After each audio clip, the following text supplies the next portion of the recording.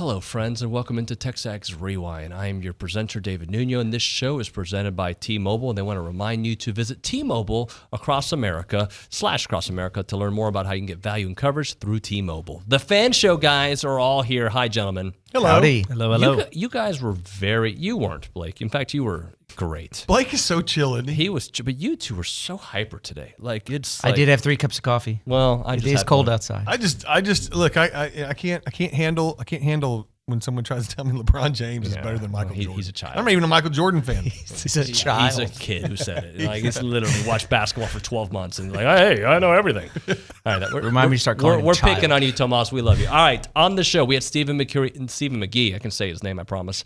Talking about that's Bullcrap. Coach Schlossnagle on the show. Love the way he's changed everything about Aggie baseball. We liked what Rob did. We think Jim's going to take him some deep places. Aaron Torres around college basketball. We talked about all things, especially the Hurley situation there at UConn. And Logan Lee talks A&M's win over Georgia and what's ahead here on TexAgs Rewind. Stephen, what's Bullcrap? I'm not hearing. Point the finger to Russia and can you hear me? Yeah, now. Yeah. So for me right now, it's I always want to point the finger at a gangster president and Vladimir Putin, but ultimately the response of our government to several foreign policy failures, it's extremely frustrating for me. Point back to the Keystone Pipeline, some key initiatives that help our country build independence. And here we are in an inflationary environment. And what does a gangster president like Vladimir Putin do? He takes advantage of the situation, knowing that the world needs oil right now with prices shooting to the roof, inflation as an issue. To me, it's bullcrap that if we are the world superpower, that we have not exerted more influence on the world to create more order. There are people that woke up this morning with no home. There are lives that have already been cost that shouldn't have. I'm more than disappointed that we are in a reactive state as the world's greatest power that the world has ever known. And here we are playing second fiddle. And it's frustrating to me. And in my opinion, that's bullcrap. Well, I can't disagree with any of that, but I'm not going to get on a political rant because I won't stop.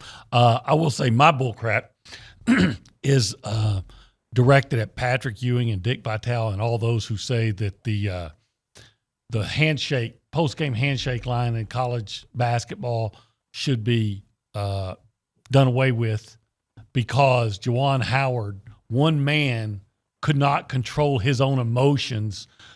Really, I believe he was pissed because he got beat and he used that timeout when his team was still pressing. His team was playing.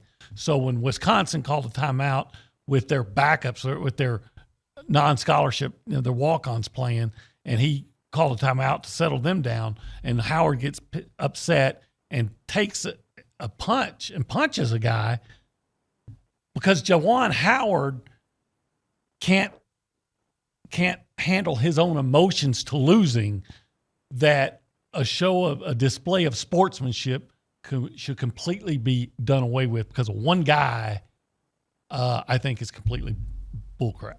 What does it do for a pitcher's mindset when the offense can jump ahead as quickly as you guys did against Lamar? There were those 5 early runs. What does it just do in calming nerves and just going out there and throwing strikes?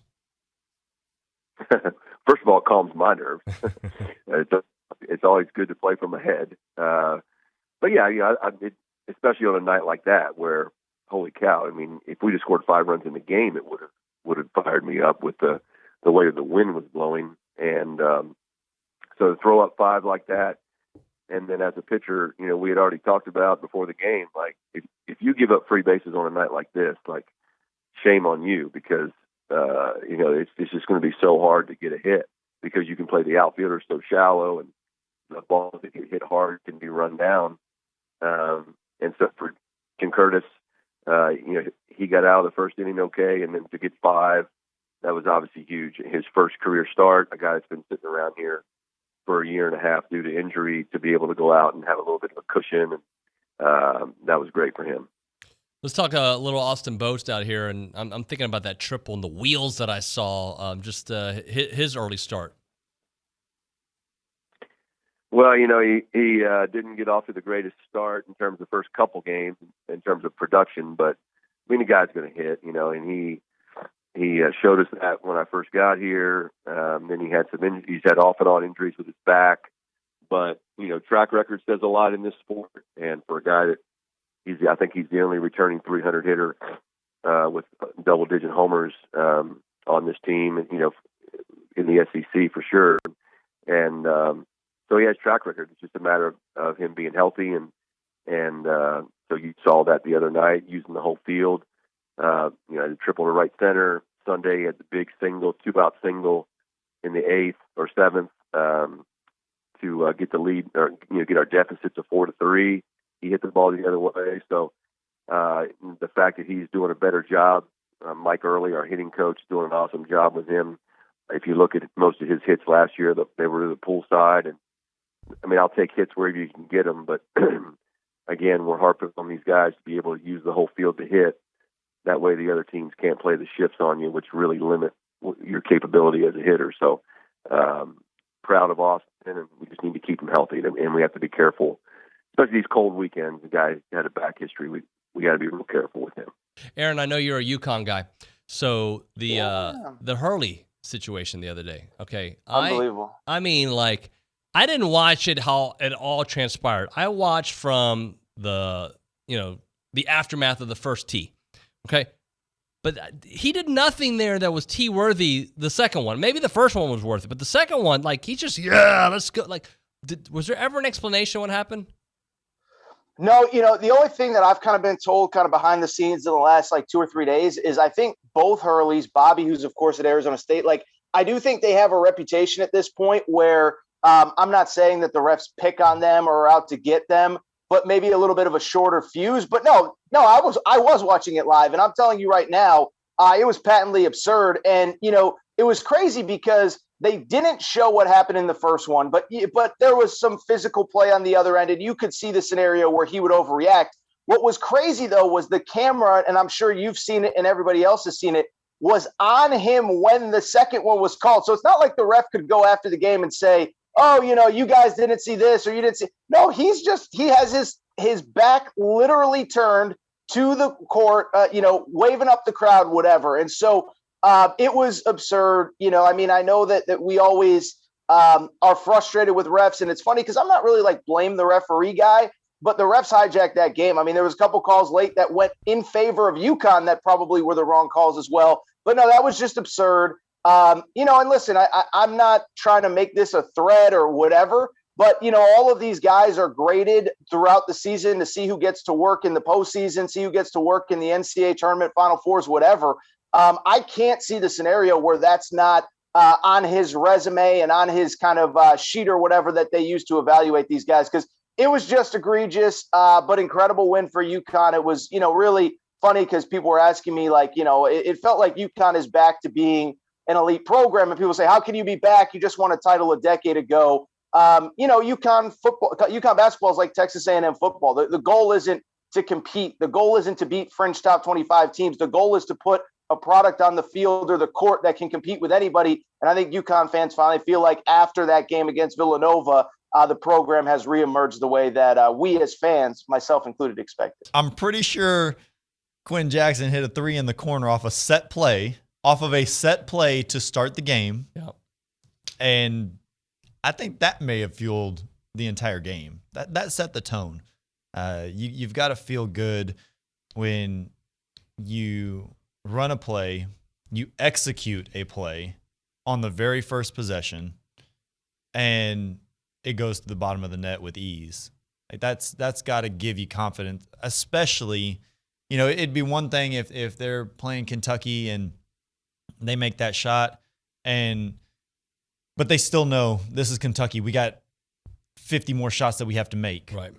But you're going against a 1-13 team, and you make that first shot, and then all of a sudden their thought process is, we got this. Let's go step on their throats real quick. And it's just it's a mental game. And for them to see that basket go through with, and I think there was still 15. I think 15 seconds have gone off the clock, game time, and they were already up. Yeah, they were already feeling good. And that is a huge momentum builder on Quintin Jackson's historic night of 100% from the field and 20+ points. 31. 31, yeah. Season high. He had a near perfect game. 11 of 11, 5 of 6 from the field, 3 of 3 from 3, 5 of 6 from the free throw line, 6 steals, 4 assists, 2 rebounds, 1 block, something like that. Yeah. I'm not used to looking at the screen. Pretty good, right? Yeah, great. pretty good. Pretty good production There value it here at is. TexAgs. Not bad. We're pretty good here. Now that Sam's back there. Hey, I was about to say Sam's in the front seat, so that must be his doing. yeah, he's doing great. So when you look at what Q has done recently, okay, that's just the Georgia numbers. But when you look at what he's done recently, like it's been a long stretch of them giving him more reign with the offense. Look at his last 3 games: 23 points a game, 62% from the field, free throw percentage 92%, double digits in 10 straight games all through SEC play. He has been a leader. I know they've lost a lot, but he has been steady Eddie for them. And it's no coincidence. He's a 5th-year senior. He's a guy that Buzz has trusted from day one. He plays extremely hard on both offense and defense. And he, even in his press conference answers, they're on a 8-game losing streak, and someone asked him, "Where do you go from here?" Yeah. Like, we keep playing. We've got whoever next, and we're going to go out there and we're going to play. And it's not like when he answered questions, you could feel that he was sincere and he felt that this team was going to win the next game. He felt that, they had lost 8 games, but they lost 8 games because of a couple of mistakes here and there. It wasn't they were getting blown out by 20 points and they were never in the game. They knew that those little mistakes were on them, and he was accountable for it, and they just stepped up, and you never felt like he lost his confidence. Right. All right, we'll see if Blake has been paying attention. Blake, what do we do here? We're going to Look, you're excited. share, subscribe, all the things. And what are you going to do? Retweet. What are you going to do? What's your contribution? Comment. Okay, Oh, there you God, go. that's a good one. And I'm just going to host the show. It is TexAgs Rewind presented by T-Mobile.